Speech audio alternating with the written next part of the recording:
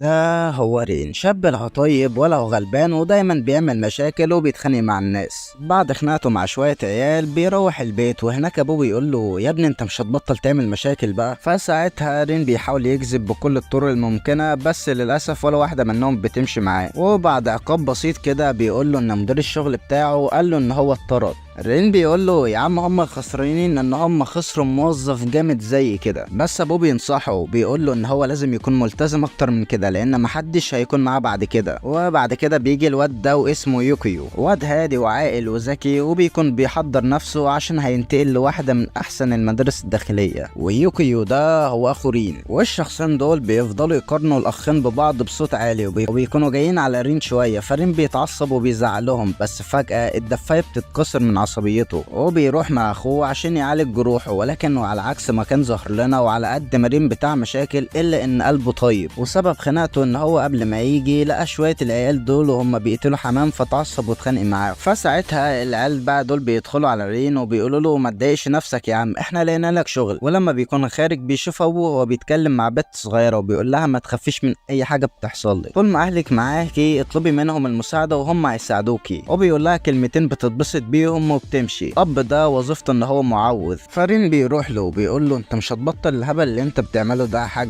يا حاج سيبك من الشغل ده وعيش سنك. فابوه بيقول له ان الشياطين موجوده في قلوب الناس، وقريب هتعرف الكلام ده يا رين. وبعد كده رين بيوصل لشغله الجديد، وصاحبه الشغل عشان تعجزه بتطلب منه ان هو يشيل كميه صناديق تقيله ويخرجها من المحل. ولكن مسافه ما هي خرجت كان رين خرج كل الصناديق، بس بيعمل شويه مشاكل عشوائيه، وسبحان الله كل المشاكل دي بتكون في وجود المديره. لكن لما بيجي يطبخ لهم في المحل بيطلع ان هو شيف زمانه، تقبل في الوظيفه وبيروح عشان يفرح اهله. ولكن وهو ماشي بيلاقي بنت بتجري ورا الشال بتاعها، فبيمسكه وبيلاحظ انها نفس البت اللي كانت عندهم الصبح. ولكن الشال اللي في ايده بيظهر شبه القرد فيه، وبياخد الشال وبيجري. فرين بيجري وراه وبيلحق البت الصغيره قبل ما الحاجه تقع عليها، بس بيبهدل المكان حرفيا. ولكن بعدها بيروح البيت وهو يائس. اخوه بيروح له وبيقول له ايه اللي حصل في الشغل خلاك ترجع بدري كده. رين بيقول له ان هو اتطرد. فاخوه بيقول له انت ازاي مهمل كده، كلنا كنا مبسوطين عشانك وانت تتطرد بالسهوله دي، على الاقل احكي لنا ايه اللي حصل معاك. فرين بيقول له ما اعرفش وما اقدرش اشرح حاجه انا مش فاهمها. وبعد كده بيوصلوا عند البيت، وبيكون ابو البيت موجود هناك عشان يشكر رين، وبيعتذر لهم ان بنته بقت مهمله اخر فتره. بس رين بيقول له هي مش مهمله، بس في حد بيضايقها، ولو انت ما ساعدتهاش هتعتمد على مين. بس بعد كده ابو رين بيدي للبت ورقه النفله الرباعيه، وبيقول لها ان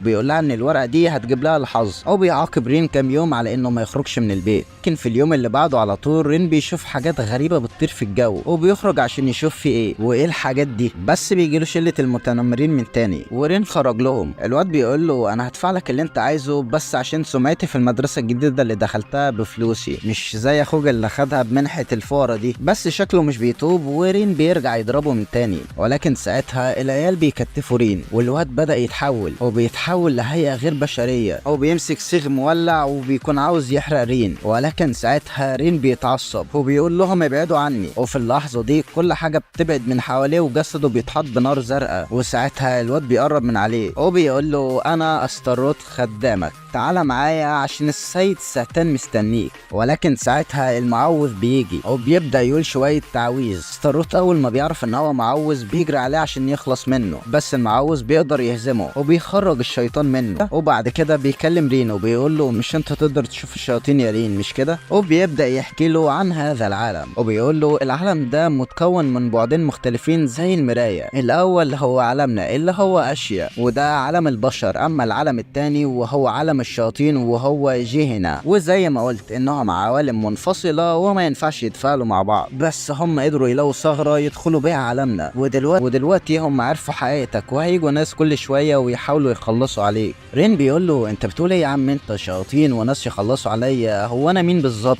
فبيرد عليه وبيقول له انت مش بشر يا رين، انت ابن شيطان، اتولدت في هيئة انسان، هو مش اي شيطان عادي، لا انت ابن ساتان ملك الشياطين. رين في طفولته كان بيتم التنمر عليه من قبل صحابه، وكانوا دايما بيقولوا له ان هو ابن الشيطان. ورين كان دايما بيتضايق من الموضوع ده. نرجع تاني للحاضر، والمعوذ كان بيهرب معاه وبيقول شوية تعويذ عشان الشياطين اللي بيظهروا قدامه يختفوا. وهم في طريقهم اثناء الهرب بتظهر لهم شويه كلاب، بس مش كلاب عاديه، لا دول شياطين من نوع الغيلان تولوا على الاجساد الميته. المعوذ بيرمي عليهم قنبله فيها ميه مقدسه وبيكملوا هرب لحد ما بيوصلوا للبيت، وبيكونوا حاطين حوالين البيت جميع انواع الحمايه من الشياطين ومحدش يقدر يدخل. فالمعوذ بياخد رين معاه في واحده من الغرف السريه وبيطلع له سيف وبيقول له السيف ده هو نسل قاتل الشيطان ومعروف بكورابيكا، والسيف ده فضلنا نتورثه لاجيال يا رين، وقوتك الشيطانيه اتختمت في السيف ده من زمان، فعشان كده لازم تخلي السيف ده معاك دايما وانت صاحي وانت نايم. ولكن في حاجه مهمه، اياك تفتحه مهما كانت الظروف، لان ساعتها قوتك هتظهر ومش هتبقى انسان تاني يا رين. رين بيقول له انا مش فارق معايا الكلام ده دلوقتي، طالما انا شيطان معناه ان يوكيو هو كمان شيطان. المعوذ بيقول له انتوا توأم بس انتوا الاتنين مختلفين عن بعض، هو كان ضعيف فالقوه رفضته. نرجع تاني للواد المتنمر بعد ما اصحابه بيصحوا، ولكن لما بيفوق ما بيكونش فاكر اي حاجه، بس هم بيفكروا بكل حاجه وان رين فشخهم، فبيتعصب وبيرجع لهيئته الشيطانيه عشان يدور على رين من تاني. وبالفعل بيروح عند رين، بس قبل ما يوصل كان المعوذ قال له ان هو يهرب وادى التليفون بتاعه عشان يرن على واحد صاحبه وهو الشخص اللي هيقدر يحميه، وبيروح هو وبقيه المعوذين عشان يحاربوا الشيطان اللي دخلهم، بس قوته بتكون كبيره جدا وبيقدر يهزم معظمهم. ولكن رين بيدخل يفقع واحده بالمنجل، الشيطان ما بيقدرش يقوم بعدها، فالمعوذ بيستغل الوضع ده وبيخرج الشيطان منه. وبالفعل الشيطان بيخرج والمعوذ بيطلب من الباقي انهم يعملوا للواد ده طقوس التطهير ويجهزوا العربيه عشان هم هيمشوا من المكان ده. رين بيقول له استنى يا عم، عربيه وتطهير مين؟ انا لسه ما فهمتش حاجه. المعوذ بيقول له اهم حاجه دلوقتي اننا نمشي من المكان ده، ما تنساش ان انت في الاول وفي الاخر هدف الشياطين. رين بيقول له من الاخر كده انت عاوز نمشي مش كده؟ طيب يا عم سهله، انا ماشي واللي عاوز يجيلي يجيلي كده، زي ما انت قلت مش بتربطني بيك اي صله قرابه، هو مش انا كده كده كنت مصدر مشاكل ليك من ساعه ما شفت وش الدنيا؟ سيبني بقى ومالكش دعوه بيا. بس الراجل بيديله قلم بيفوق من اللي هو فيه وبيقول له اهرب من هنا دلوقتي. كان المعوذ بيتاثر جدا بالقلم ده، ولكن ساعتها ما بيقدرش يتحكم في جسمه وبيظهر شيطان عليه، بس مش اي شيطان، لا ده ملك الشياطين ساتان بنفسه. بيقول له اخيرا قابلتك يا ابني، والله زمان عنك، لا وكمان خدت جسم المعوذ الحقير ده، ابن ملك الشياطين من جنس اشياء، ده ميكس العظمه ولا ايه؟ بس انا هخليك ترجع شيطان من تاني. هو بيفتح بوابه لجهينا وبيرمي رين جواها، ورين ما بيقدرش يعمل حاجه قدامه، بس ساعتها فوجيموتو ابو رين بيرجع يقاوم ساتان من تاني وبيقول له رين ابني وطول عمره ابني وهيفضل مين مهما كان انت مين. وساعتها بيضحي بنفسه والساتان بيختفي، بس البوابه بتكون لسه مفتوحه ورين هو وفوجيموتو بيكونوا لسه جواها.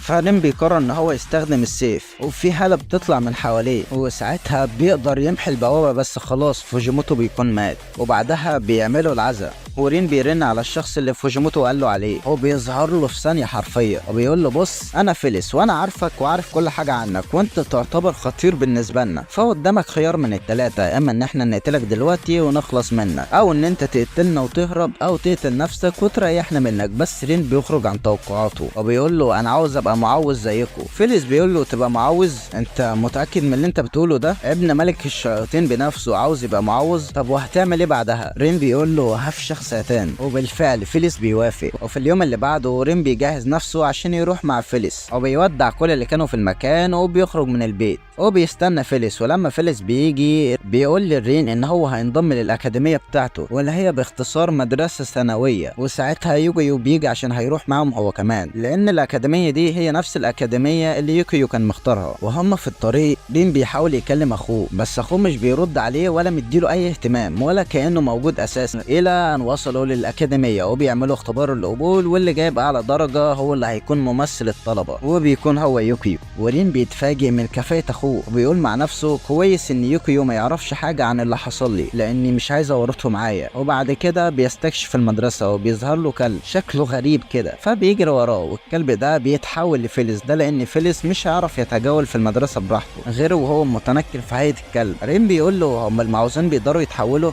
فيليس قال له لا بس انا حاله خاصه. وبعد كده بيديله مفتاح وبيقول له المفتاح ده هيدخلك على اكاديميه المعوذين، وهناك هتتعلم ازاي تبقى معوذ، وعشان توصل كل ما عليك ان انت تفتح اي باب بالمفتاح ده. وبالفعل لما بيفتح احد الابواب بيدخله على الاكاديميه وبيوصل الفصل بتاعه وبيعرف عن نفسه، وهناك بيكون موجود عدد قليل جدا. فرين بيسال فيليس مين دول؟ فيليس بيقول له دول اللي هيدرسوا معاك التعويذ. رين بيساله طيب وهم دول شياطين زي ولا ايه؟ ففيليس بيقول له لا دول بشر، وفي منهم اللي خد جرح الروح وفي منهم اللي لسه ما خدش جرح الروح، وجرح الروح ده عباره عن مرض او جروح حصلت بسبب شيطان، ومن بعدها بتقدر تشوفهم. وبعدها بيدخل المدرس بتاعهم اللي للمفاجاه بيطلع ان هو يوكيو. هو بيكون معوز بالرغم من ان هو في نفس عمرهم. رين بيتفاجئ من اللي بيشوفه، بيقول ازاي كده؟ يوكيو بيعرف عن نفسه للطلاب، ورين بيكون متفاجئ من اللي هو شايفه. ويوكيو بيقول لهم ان هو درس التعويذ منه وهو عنده 7 سنين واتخرج من 2 سنين. بس رين بيتعصب ويقول له يوكيو فهمني اللي بيحصل ده دلوقتي. يوكيو بيخرج باقي الطلاب، ورين بيقول له انا عايز افهم كل حاجه دلوقتي. يوكيو بيقول له انا لما دخلت قلت كل حاجه اصلا، ولكن ساعتها في مصل غريب بيقع على الارض وبيجذب الوحوش ليهم. يوكيو بيطلع اسلحته وبيبدا ان هو يخلص عليهم. يوكيو بيقول له انت شيطان وعمر ما الحياه دي هتتغير، وانت كده كده خطير علينا مهما كنت.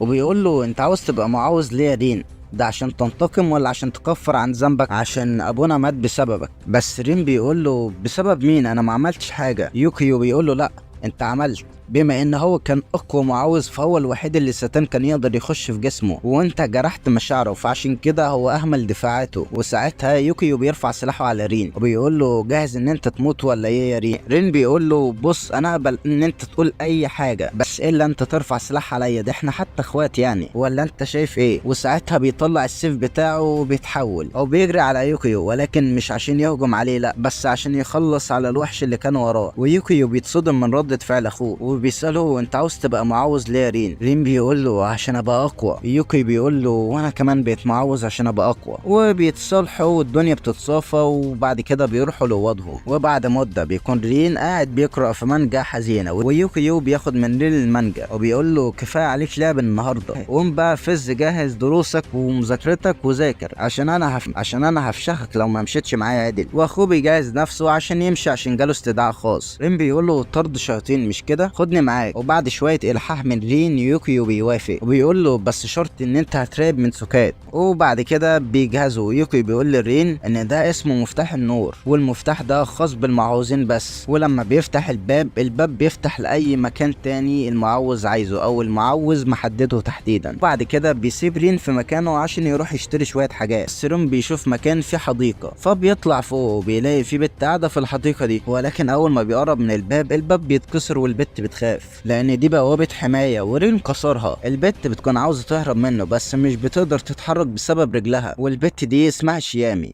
ويوكيو هو بيجيب الحاجه بيسال عن شيامي لان البت دي هم اللي طلبوها عشانها وعشان رجلها، لان كل الدكاتره قالوا ان عظمها سليم ولكن هي مش بتقدر تمشي برضه، فعشان كده هم معتقدين ان في شيطان مستولي عليها. وبنروح لماضي شيامي وهي طفله وبتحب الحياه مش بتحب اكتر من جدتها اللي كانت مهتمه بالنباتات، ولكن لما جدتها توفت شيامي جالها صدمه. وبعد كده يوكيو بيروح لشيامي وبيكون عارفها. شيامي بتقول له بص من الاخر الشياطين ما لهمش علاقه بيا ولا برجلي ولا اعرفهم حتى، بس هو بياخد له بصه وكل رجلها مليانه عروق بارزه وبالظبط بتكون بسبب شيطان، وده عباره عن جرح الروح. الشيطان اللي عامل كده في شيامي ما هو الا شيطان من درجه منخفضه، كل اللي يقدر يعمله هو ان هو يخترق الحاجات البسيطه في النباتات اللي في الحديقه ومنها بيخترق جسد شيامي. فيوكي بيسال شيامي عن الشيطان او لو هي اتعاملت مع شيطان قبل كده، فشيامي بتنفي الموضوع ده. امها بتزعق منها وبتقول لها من الاخر كده مش هتنزل الحديقه دي تاني، اخر همي ان الاقيكي ميته بسبب الحديقه. وبيظهر لنا ان شيامي عيله عاق ولكن بيغمى عليها بسبب استنفاذ الشيطان لجزء كبير من طاقتها، ولازم ان هم يلاقوا الشيطان ده قبل ما يخلص عليها بالكامل. بس يا ترى فين هو الشيطان ده؟ فالشيطان ده موجود في الحديقه وشيامي قابلته بعد موت جدتها على طول، وعارف ان هو يخدع شيامي بانه هو هيحمل حديقه مقابل طاقتها، شيامي ساعتها بتوافق بدون تردد. ولكن بعد كده لما بتصحى بتروح على الحديقه على طول. رين هناك بيروح يكسر الميزاريات ويقول لها من الاخر كده انت مش هتبطلي هبل ودلع، انت عارفه ان جدتك عمرها ما هترجع ولا هتحبك في اخرتها لو انت مش عايشه حياتك وبتحققي احلامك. فالشيامي بتنهار وبتقرر انها تستغنى عن الحديقه، لكن ساعتها الشيطان بيكشف عن نفسه وبياخد شيامي كدرع. رين بيحاول يهجم عليها بيكون خايف لا يسيب شيامي، بس يوكيو ما عندوش شم مرحميني وبيضرب في المليان، وبتيجي في شامي ورين بيخلص على الشيطان وبيقدروا ينقذوها، وبتكون الطلقه اللي يوكيو ضربها عليها ما هي عباره عن انها طلقه مغذيه، وكده يكونوا اتموا المهمه. وفي اليوم اللي بعده رين بيكون سرح في خياله واحلامه البائسه وهو قاعد بيخلص على الشياطين والبنات بيعجبوا بيه، بس بيصحى كل مره على المدرسين وهم بيزعقوا له عشان يصحى، وما بيكونش مركز في ولا حصه اصلا، لحد الوقت اللي بيجي فيه ميعاد تسليم الدرجات، وبيكون رين واثق من نفسه ومن ثقته دي بيجيب 2 من 100. وبيجي الواد اللي وش اجرام ده يستلم درجاته وبيكون جايب 98 من 100، ورين بيتصدم وبيقول له انت اكيد غشاش، وبيقول له انت اكيد غشاش يالا، انت بكتيرك تجيب 1.5. سوجورو بيقول له انت مفكرني واخدها لعبه زيك يالا، انا بذاكر بجد وبجتهد عشان ابقى معوض قوي. ويوكيو بيشهد على كلامه، فبيستريحوا بعد الحصه، ورين بيسال يوكيو عن سوجورو. يوكيو بيقول له ان هو وضع وان هو جه الاكاديميه بمنحه خاصه، وهو وارث احد المعابد المشهوره في منطقه كيوتو. فرين بيقرر يقلبها منافسه مع الواد ده، وبتدريب التوازن ضد الشياطين لا بيتوازنوا ولا بطيخ بس بيقلبوها سباق حرفيا. فالسوجورو بيقرر يضايق رين وبيخرجوا عن المسار، وبيقف هو وبيجي الشيطان، وبس المدرس بيلحقهم على اخر لحظه، وبعد كده الاتنين بيمسكوا في خناق بعض، بس المدرس بينزل وبياخد سوجورو معاه، ورين بيقف يسال العيال اللي بيقفوا دايما مع سوجورو عليه، بيقولوا له يا عم سيبك منه واعذره، لان هو واخد الموضوع ده جد حبتين 3، وده لان هو عنده هدف، والهدف ده ان هو يخلص على ساتان. ايوه بالظبط، ده هو نفس هدف رين. والواد الاقرع بيقول له ان سوجورو عاوز يرجع يبني معبدهم تاني، وده لان في الليله الزرقاء من 16 سنه المعابد كلها اتدمرت، والليله الزرقاء دي حصلت لكل المعوذين الكبار، وهي الليله اللي ساتان خلص فيها على اعتى المعوذين حرفيا، واللي النار الزرقاء بدات تخرج من اجسادهم، كانوا بيطلعوا دم من عيونهم ويموتوا واحد تلو الاخر. وفي نفس الوقت المدرس بيكون بيكلم سوجورو وبيقول له ما تجيش ناحيه رين من تاني ولا تعمل معاه مشاكل. سوجورو بيقول له هو انا كلمته؟ طب ما احنا الاتنين غلطانين، تهوش ليه؟ المدرس بيقول له انت ذكي واكيد فاهم ان المدير فيليس هو اللي جابه بتصريح خاص، فمن الافضل ليك ان انت ما تحتكش بيه. ولكن بعدها بيضطر يمشي وبيقول لهم كملوا تدريب مع نفسكم واياكم حد ينزل الساحه، وبيسيبهم وبيمشي. ولكن لما بيمشي سوجورو بيقول لرين بقول لك ايه، لما تيجي نعمل منافسه بسيطه كده، ننزل للساحه ونلمس الضفادع، واللي يلمسها من غير ما الضفادع تهجم عليه هو الكسبان. وده لان الضفادع دي بتقدر تقرا الافكار وبتقرا الخوف والقلق والتوتر ومشاعرك عموما. ترددت لحظه وانت بتبص لها فجي جي يا معلم. ولو انت بقى عاوز تبقى معاوز حقيقي فما اعتقدش ان التعامل مع الشياطين دي هيأثر عليك، وما تقلقش ده لاني زي ما قلت انا كمان هعمل كده معاك. رين بيقول له الموضوع ده شكله جامد، خلاص انا معاك. وقبل ما يكملوا ثواني رين بيقول له انت مفكرني هقول لك كده يا اهبل انت؟ ما تتوقعش مني ان اعمل عمل اهبل زي ده، نفترض ان عملته وغلطت وبيفكر مع نفسه بيقول انا مش هقدر اسحب سيفي قدامهم كده. ورين بيقول له بص احنا كده عندنا نفس الهدف، وانا مش هغلط اي غلطه تخليني محققش اللي انا عايزه. سوجورو بيقول له انت خايف بس، ولو انت مش هتعمل كده انا اللي هعمله. هو بينزل وبيروح ناحيه الضفدع، بس بيفتكر كل المشاعر الحزينه بتاعته تخلي الضفدع يروح عليه ويهجم عليه، ولكن رين بيجي ينقذه في اخر لحظه، بيقول له الضفدع ابعد عنه يلا، والضفدع بيترعب حرفيا هو وسوجورو، وبيقعدوا هما الاثنين يتخانقوا كالعاده، وبيكون في حد مصاب ناحيته مسدس، وبيكون هو يوكيو يكون مراقب رين وبيكلم حد وبيقول له ما تقلقش ما فتحش الكروبيكا لحد دلوقتي. وبعد كده نروح لفيليس اللي بيجيله الواد ده واسمه اميمون، وبيساله اميمون عن جيهينا، وبيسال اميمون عن جيهينا. اميمون بيقول له ان كل الشياطين اللي هناك مش عايزين يصبروا اكتر من كده بعد ما اتاكدوا ان الملك بتاعهم المستقبلي هنا في اشياء. ففيليس بيقول له روح قول لهم ما يلاقوش وقول لهم ان رين تحت رعاية. فاميمون بيقول له طب وانت مش ناوي ترجع جيهينا؟ فيليس بيقول له امشي دلوقتي ونبقى نتكلم بعدين، والشكل الموضوع كبير. وفيليس بيقول مع نفسه عمري ما هرجع جيهينا، اللعب هنا اجمل بكتير. وبعد فتره في الحصه يوكيو بيقول لهم في الفصل انهم هيبداوا اسبوع تدريبي، وده في خلال فتره الترم اللي هم فيه اللي هم الاسبوعين الجايين، واللي هياخد رتبه الاكسواير من الامتحان هيقدر ان هو يتدرب عملي مش مجرد على الورق وخلاص، لا هيروح معانا مهمات. اما بالنسبه للمعسكر التدريبي فانا عاوزكم تختاروا الفئه اللي انتوا عاوزينها. رين كالعاده ما بيكونش فاهم اي حاجه، فبيروح لسوجورو والشله بتاعته او بيسالهم عن معنى الفئات دي. المايستر ده عباره عن فئه المعوذ، يعني المروض او الفارس او المرتل او الطبيب او والجندي، ولو انت قدرت تنجح في اي فئة فيهم فانت رسميا بقيت معوذ.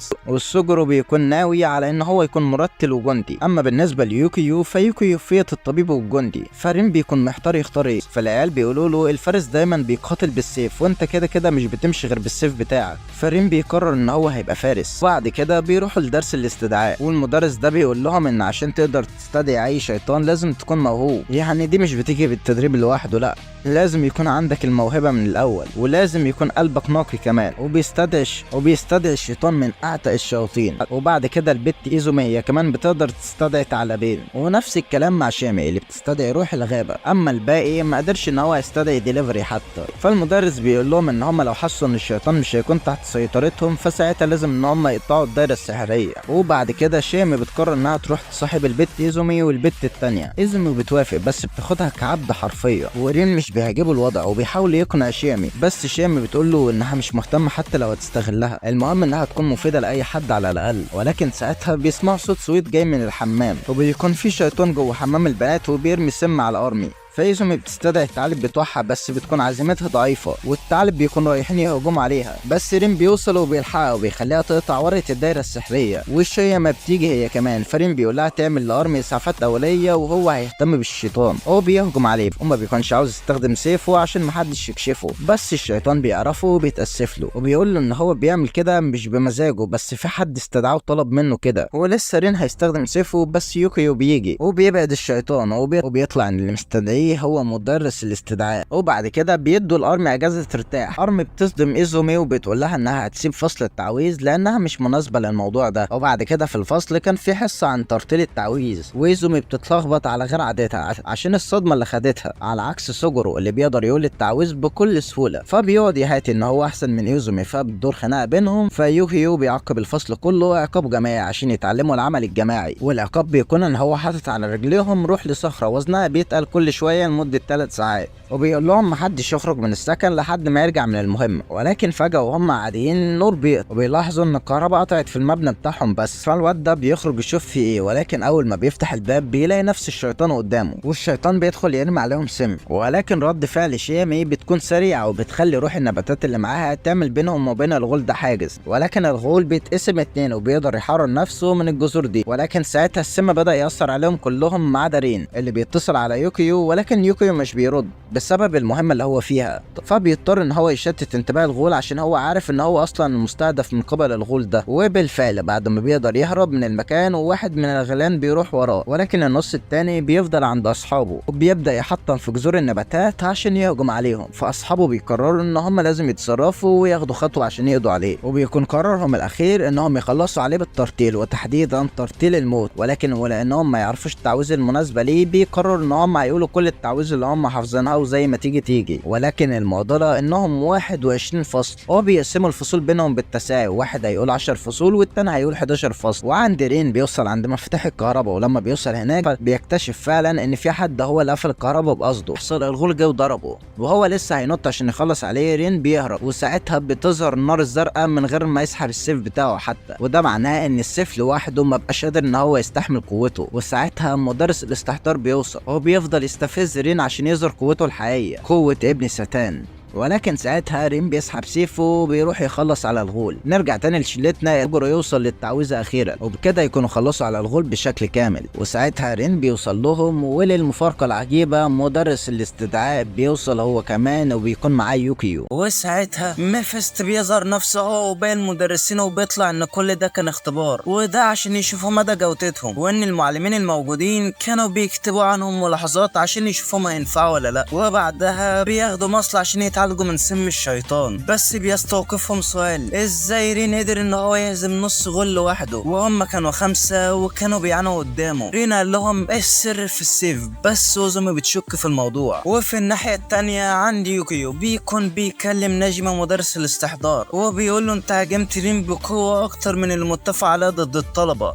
بس نجمي بيقول له والله الكلام ده ما تقولهوليش انا، روح قوله لميفست، هو اللي امرني ان اهاجم رين بنية القتل، وده عشان نشوف قوته قدراته الحقيقية ونعرف كل نقاط ضعفه، وده في حالة ان هو خرج عن السيطرة. وبعد كده يوكيو بيروح عند شامي، وده لانها سابت خانة المجال فاضية وما حددتش هي عايزة تكون في اي فئة بالظبط. فيوكيو بيتكلم معاها عشان يخفف عليها الحمل والضغط، وبيسترجعوا ذكريات اول مرة تقابلوا فيها وازاي هي كانت مكسوفة انها تقابله، بس بعدها استجمعت شجاعتها وراحت كلمته. هو بيقول لها ان هو كان شكلها وما يختلفش عنها كتير، بس في اوقات الشخص لازم ياخد قراراته ولازم تحدد هي عاوزة تكون في انهي تصنيف في الفئات الخمسة، وده طبعا لو عاوزة انها تستمر في الاكاديمية. بس في لحظة يوكيو بيحس بحاجة مش تمام، وبيفتكر كلام معلم الاستحضار وتحديدا عن اختبار اخوه، فبيروح جري على السكن وبيطلع نشكه في محله وان نيجاوس كان عاوز يخلص على رين، بس يوكيو كان عامل حسابه ونال رين لوضة تانية. وبعدها بتبدأ معركة بينهم، ونيجاوس بيستدعي واحد من اعتى واقوى الشياطين، ودي هي ورقته الرابحة، ورصاصات يوكيو حرفيا عمرها ما تقدر تخترق جلده. بس لحسن الحظ رين بيجي وبيشارك في القتال هو كمان، وده اللي بيشتت انتباه نيجاوس، واللي بيدي يوكيو فرصة ان هو يمسح دايرة الاستدعاء عشان الغول يختفي في ساعتها، وبالفعل خطته بتنجح. وساعتها رين بيقرب من نيجاوس، هو بيحط السيف على رقبته عشان يشرح هو بيعمل كده ليه. فنيجاوس بيقول له ان هو واحد من الناجين من الليلة الزرقاء، وبيوري له عينه وانه قدر يهرب من المجزرة دي، ومن ساعتها بقى بيكره ساتان بغباء. ومن الوقت ده نيجاوس قرر ان هو ينتقم من ساتان ومن اي حد له علاقة بساتان، وبيحاول ان هو يهجم على رين، بس للمفاجأة ان رين بيدخل سيفه وبيقرر ان هو يستقبل كل غضب. وساعتها نيجاوس بيعرف ان رين مش زي ساتان لا، فبيفقد الرغبة في قتل رين وبيسيبه وبيمشي. وتاني يوم ميفيست بيعلن عن النتائج بتاعة الاختبار، وبيقول لهم ان كلهم نجحوا، وبيقرروا يحتفلوا بمناسبة الانجاز ده. بس بيكون يوكيو لسه متضايق من ميفيست لانه عرض حياة اخوه للخطر من غير حتى ما يستشيره، فميفيست بيعتذر له وبيوعده انه مش هيعمل حاجة متهورة شكل كده بعد كده. وتاني يوم على بوابة الأكاديمية الاتنين دول بيتكلموا مع بعض عن القط السحري اللي على بوابة المدرسة واللي اسمه كورو، واللي عنده قوة سحرية كبيرة جدا وهو اللي بيحرس الأكاديمية. وبيقولوا ان كورو لحد دلوقتي ما يعرفش ان شيرو مات، وان الأكاديمية مخبية عليه لحد دلوقتي لانه ممكن يخرج عن السيطرة. ولكن لسوء حظهم ان كورو حست سمعه قوية جدا وبيسمعهم هما بيتكلموا. نروح بقى رين ويوكيو هما بيتكلموا، ورين بيقعد يصيح لاخوه على الواجبات والطلبات بتاعة الأكاديمية، وانه مش حاسس بفرق كبير مع انه مترشح لانه يكون واحد من طرادي الارواح. فبيسأل اخوه عن رتبته لانه اعلى من رين بكتير. يوكيو بيقول له ان ترتيب طرادي الارواح بيتحدد بناء على المهمات اللي بتعملها وبعدد المهمات. فرين بيسأله عن اعلى رتبة البلادين، وعشان يوصلها هو محتاج وقت قد ايه. يوكيو بيصدمه وهو بيقول له ان رتبة البلادين دي ما بيوصلهاش غير شخص واحد في كل جيل، وشيرو ابوهم هو اللي كانت بلادين السابق، وبعد ما مات حد تاني خد مكانه. كمان بيعرفوا ان بالرغم من القدرة اللي بيمتلكها الا انه مش هيكون مسموح له انه ينفذ مهمات كتير، وده لانه بيعتمد على قوة ساتان في الاساس، ولو فضل يستخدمها كتير هيجي لحظة وهيضعف فيها وهيقع تحت سيطرته. ولان الكلام ده ما بيعجبش رين بيقوم يوقع ليوكيو نضارته، ولكن الموضوع بيهدى لما يوكيو بيجيله مكالمة. ايوه بالظبط كده يا عزيزي المشاهد، ده هو كورو، وانه لازم يروح مع الفريق اللي بيسيطر على الوضع ده لانه رجع لهيئته الشيطانية، وده طبعا بعد ما سمع خبر موت شيرو. وساعتها يوكيو بيروح للمكان، بس رين بيروح وراه، ولما يوكيو بياخد باله بيزعله، ولكن رين بيقدر يقنعه انه يشارك معاه في المهمة. فيوكيو بيبدأ يشرح له عن الوضع وبيقول له ان فصيلة الوضع ده قوية جدا وفي الاغلب بيستخدموهم للحراسة، وده اللي كان كورو بيعمله لحد ما اهل القرية اللي كان كورو بيحميها سابوه ومشيوا. وبعد فترة بدأ يحس بوحدة وتحول لهيئته الشيطانية، واللي كان ماسك مهمة القضاء عليه كان شيرو وفريقه. بس لما شيرو راح له مرضاش يقتله وحاول يهديه ويسيطر عليه، وبالفعل نجح في انه يعمل كده. ومن ساعتها كورو كان واخد شيرو كأعز صديق ليه، وده سبب خروجه عن السيطرة دلوقتي لما سمع خبر موت شيرو. وحاليا مفيش حد قادر انه يسيطر عليه بالرغم من كل المحاولات بتاعتهم، ولان يوكيو كان موجود في اليوم اللي شيرو سيطر فيه على كورو بيستعينوا بيه يمكن كورو يفتكره ويهدى.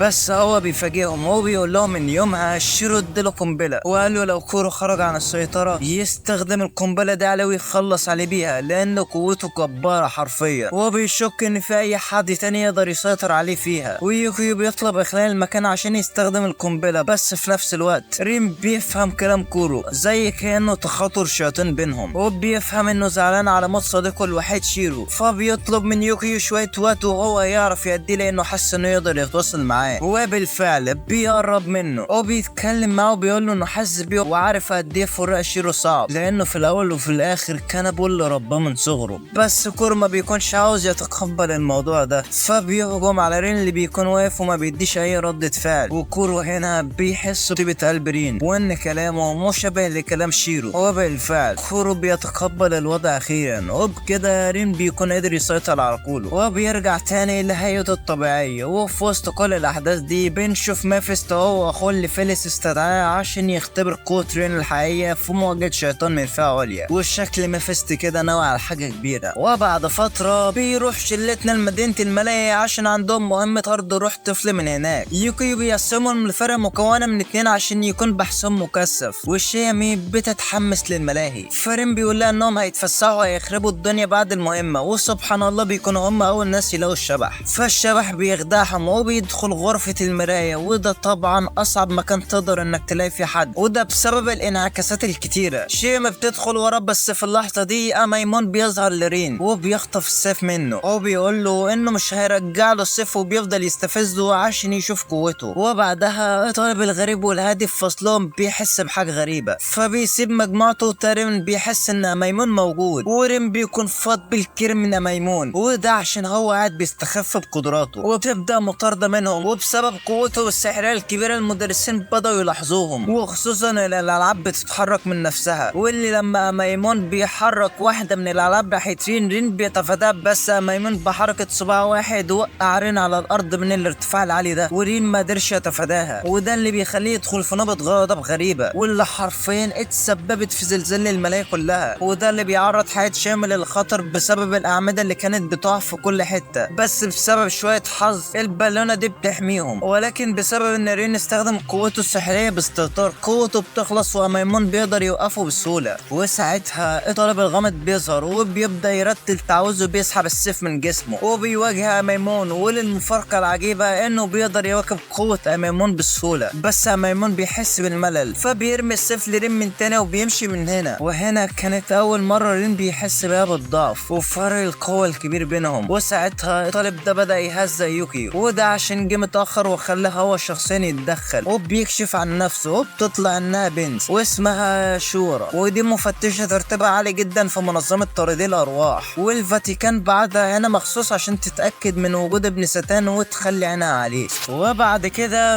بتاخد رين معاها لمقر طاردي الارواح في اليابان، وبيكون معاهم يوكيو، وبدأت تستجوب ميفيست لانه خبى ابن ساتان وما رفعش تقرير للفاتيكان ولا قال حتى للفاتيكان ان ابن ساتان موجود في المدرسة، بس ميفيست بيقنعها انه عمل كده بحسن نية، وانه عمل كده عشان يهيئ رين انه يكون سلاح ضد الشياطين، فبتقول لهم ان برضو الكلام ده ما يفرقش معاها، وانها لازم تستجوب رين وتاخده في اوضه لوحدهم، وبتتكلم معاه عن شيرو وانها كانت تلمسته وبتحترمه جدا، وده برضو لانه انقذ حياتها اكتر من مرة، وبحركة بسيطة منها قدرت انها تاخد سيف رين بسهولة، ورين بيتضايق من الموضوع ده جدا، وده بعد كلامها المستفز وانه طفل وغير مستعد لخطر طرد الشياطين. وللمرة التانية نيرانو بتظهر من غير ما يستخدم سيفه، بس شورا كانت عاملة حسابها على الموضوع ده، وده لان شيرو كان موصى انها تدرب رين سواء على استخدام السيف في الوقت المناسب. وبعدها بتكلم رين وبتقول له ان المنظمة كانت بتشك ان شيرو وميفيست كانوا مخبيين حاجة عليهم، وبتقول له ان مهمتها الاساسية هي القضاء عليه، وبتبدأ تهجم عليه، ورين بيكون ظاهر عليه نية القتل، وبتستخدم تقنية غريبة، وبرغم محاولات رين في تفاديها الا انها بتقدر تغرس السيف فيه، ولكن دي مش حاجة بتوقف فينا، وبيكون مصمم على انه هيبقى في رتبة البلادين وهيخلص على ساتان في يوم من الايام وينتقم لموت شيرو، فبتقرر تديله فرصة، بس بتاخد السيف منه، وده عشان تحمي من ميمون اللي ممكن يسرق منه في اي وقت تاني، وبتديله سيف خشب يتدرب بيه الاول، وبتقوله لما يقدر يستخدمه هتبقى ترجع له سيفه مرة تانية، ولحد ما ده يحصل بقى مش هتبعت اي تقرير للمنظمة، ولكن ده مش معناه انها بتثق فيه، وده لانه في الاول وفي الاخر شيطان. وبعد كده رين بيقعد مع قوه وبيفتكر وقت ما كان في الحضانة الناس اللي كانوا بيقولوا على شيطان، وكانت في الوقت ده بيجيله نوبة غضب، بس شيرو كان بيقدر يهديه، هو بيقول له انه يبقى لطيف مع الكل ويساعد الكل. فرين بيقعد يتدرب هو وكورو لحد تاني يوم، ولما بيجي بيروح الأكاديمية بيلاقي إن الشورى هناك وهي اللي هتدرس لهم المواد اللي كان نجاوس بيدرسها لهم. وتتوالى الأيام ومع انتهاء الترم الطلاب الطبيعيين بيرجعوا بيوتهم إلا إن فصل طارد الأرواح بيكملوا دروسهم عادي. والمرة دي معسكر التدريب هيكون في الغابة وتحت إشراف يوكي وشورى. وبعد ما وصلوا الغابة بدأوا يدوروا على مكان يخيموا فيه، وأول ما لقوا مكان مناسب قسموا المهام بينهم. الولاد هينصبوا الخيم مع يوكيو، أما البنات هيجهزوا الأكل والدوائر السحرية مع شورى. وبعد كده يوكيو بدأ يشرح الاختبار ليهم وبيقول لهم اللي هينجح في الاختبار ده هم 3 بس، وهم اللي هيقدروا يلاقوا 3 فوانيس. وبيجهزوا نفسهم للانطلاق، بس قبل ما يمشوا شورى بتنبه على انه يستخدم نيرانو، وده لانه لو استخدمها حياته هتتكشف قدام الطلاب وساعتها هترفع تقريرها اللي هي مأجلاه. وبعد كده بيبدأ الاختبار وبيواجههم حشرات شيطانية، بس ولان حظ شامي زي وشها بتهاجمها حشرة كبيرة وبتطلب المساعدة قبل ما يغمى عليها. فرين بيروح لها بسرعة بس بتكون اغمى عليها خلاص، فبيضطر انه يستخدم قوة نيرانو عشان يبعد الحشرات. بس بيكون سوجورو شاف الضوء بتاع النار دي المرة دي، ولكن لحسن حظ رين ان سوجورو ما بيعرفش ايه مصدرها. وبعدها بشوية شامي بترجع لوعيها، وبعدها الواد الاقرع ده بيبعت لهم انه لقى فانوس، بس مستحيل ان حد يعمل المهمة دي لوحده، فبيقرروا يتعاونوا عشان يعدوا الاختبار ده. بس لما بيوصلوا للمكان بيكتشفوا ان الواد الاقرع ده لقى الهدف، وان الهدف عبارة عن شيطان عملاق على هيئة فانوس، واللي بيتخزى على البشر كمصدر للوقود بتاع النيرات بتاعته، ويبان عليه انه قوي جدا. فبيفكروا في خطة عشان يقدروا يقبضوا عليه، وبيستخدموا خدمة عشان يوقفوا حركة الفانوس. وسوجورو والواد الاقرع هيرتلوا عشان يحموهم من الحشرات في الغابة، وشيما هيدافع عنهم بالعصاية بتاعته، اما رين هو اللي هيجر الفانوس ده. وبالفعل بدأوا ينفذوا الخطة وكانت ماشية زي الفل لحد ما بيظهر قدامهم جسر متكسر فوق النهر، وده اللي حرفيا بيكون مليان بالديدان ولكن مكتوب عشان ما تأذيش حد. فبيفكروا في خطة عشان يعبروا النهر، وهم انهم هيشيلوا الختم من على الفانوس، وده اللي هيسهل الحركة، وبيستخدموا شيمي كطعم ليه.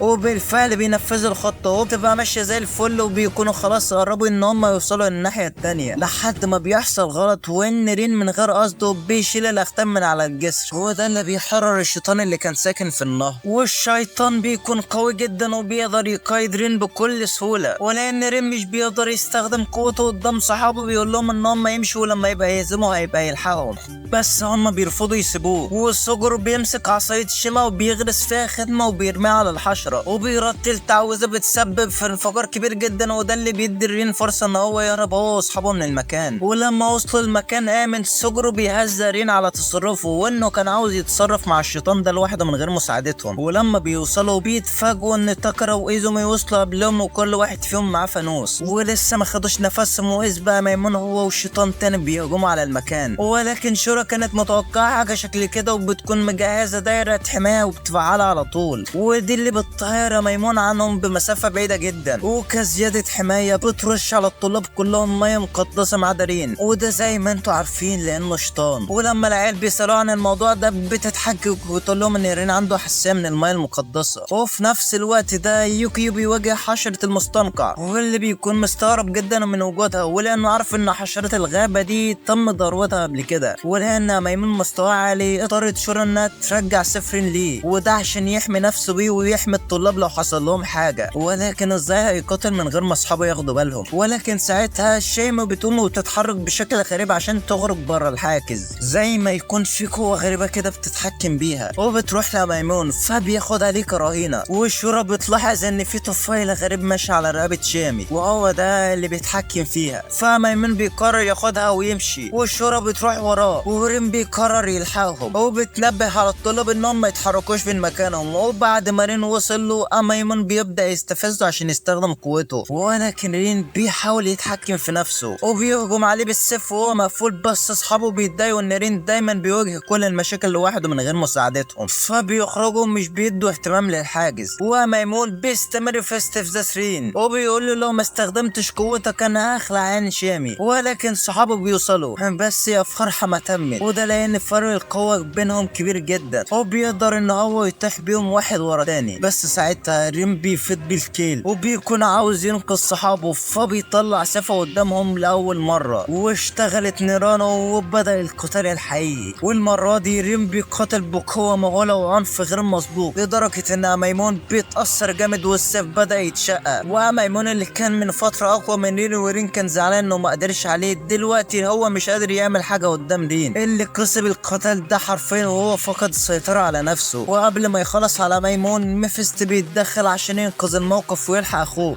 بس محاولاته بقت الفشل بسبب قوة رين وإنه خلاص فقد السيطرة على نفسه، وبيفجر البوابة اللي ميفيست فتحها. وميفيست بيكون فتح البوابة دي عشان يهرب ميمون منها، ولكن رين بيكون هيكسرها خلاص وسيفه بدأ يتكسر. وساعتها بيبدأ كمان في مواجهة ميفيست، ومش بيكتفي بكده وبس، لا ده بيتجه ناحية صحابه، ولولا تدخل شيامي كان خلص عليهم. شيامي بتهديه، وساعتها رين بيقع على الأرض وبيغمى عليه. وفي الوقت ده ظهر الشخص ده واسمه أرثر أنجل، وده الباراداين الجديد واللي احتل مكان شيرو لما مات، وعرف كل اللي حصل هنا وبيهزأ شورا لأنها ما خلصتش مهمتها وما خلصتش على الواد اللي له علاقة بساتان. ولكن ساعتها ميفيست بيتدخل بينهم وبيحاول يهدي الدنيا ويلطف الجو، بس أرثر بيقول له انت بالذات اياك تفتح بوقك بحاجة، بعد ما اخفيت عننا سر كبير زي ده اياك انك تتكلم تاني. وفي الوقت ده بيبدأ قتال بين شورا وإرسل في محاولة منها انقاذ رين، ولكن فرق القوة كبير جدا بينهم. بس اللي بيقع في القتال ده هو استدعاء مباشر للمحكمة، وبيكون اللي استدعاء ده لميفيست ورين وشورا. ولكن قبل ما يتحركوا ميفيست بيدي سيف رين ليوكيو وبيلمح له ان لازم يصلح اضرار السيف ده في اسرع وقت ممكن. وفي المحكمة بتبدأ المرافعة، القضاة اللي هناك بيسألوا ميفيست هل رين فعلا هو ابن ساتان، فبيضطر انه يقول لهم الحقيقة. هو مش بينكر اي حاجة، لا بيقول لهم ان قوته تحت السيطرة ومختومة في سيف اسطوري، وده عشان يقدر يسيطر عليها. بس حاليا السيف حصل له شوية اضرار وبيتصلح دلوقتي. نرجع تاني عند يوكيو وسوجورو، وبيقول له ان هو يعرف السيف ده كويس، والسيف ده اتصنع في معبدهم القديم، فعشان كده بيقرروا ان هم يروحوا المكان المعبد. وهناك بيقابلوا صاحبة سوجورو من الطفولة، واللي بتقول لهم ان اصلاح السيف ده هيبقى صعب لسببين: اولا ان السيف ده معدنه جدا نادر ومش متوفر في اي حتة، وثانيا ان طقوس صناعة السيف الشيطانية دي اتلجت عبر الاجيال. بس بيقرروا انهم مش هيستسلموا، والسوجورو بيقول لهم ان في الليلة الزرقاء كل حاجة في المعبد عندهم اتدمرت الا مسمارين هم اللي شاكك انهم ممكن يكونوا من نفس المعبد ده، وانهم ممكن يكونوا بيحملوا قوة ساتان. ولكن المسمارين دول تم نقلهم لمعبد تاني للحفاظ عليهم، ولما بيوصلوا لهناك المعبد بيكون فاضي وكل اللي فيه هناك بيكون مغمى عليه، وده بسبب سيطرة الشياطين على المكان. والشياطين بيحاولوا يوسوسوا لسوجورو ويوكيو انهم ما ينقذوش رين ولا يساعدوه لانه عدو ليهم، بس بيتخلصوا منهم وبيتفادوا وسوستهم وبياخدوا المسمارين من تاني. نرجع للمحكمة، وهناك بيسألهم اهم سؤال وهو سبب اخفائهم عن قوة رين الحقيقية، فبيقول لهم بكل بساطة عشان نستخدمه كسلاح ضد ساتان، وده لانه هو الوحيد اللي بيملك فرصة قدامه. بس بيشككوه في كلامه لانه كده كده من كنز الشياطين هو كمان، بس برضه بيكونوا عاوزين يصدقوه لانه بيخدم البشر من اكتر من 200 سنة، وبيكونوا قصدهم على ميفيست لان ميفيست شيطان هو كمان يعني. ولكن ساعتها ميمون بيوصلوا مع جيش من الشياطين، وده عشان يسترجع كرامته بعد هزيمته من رين.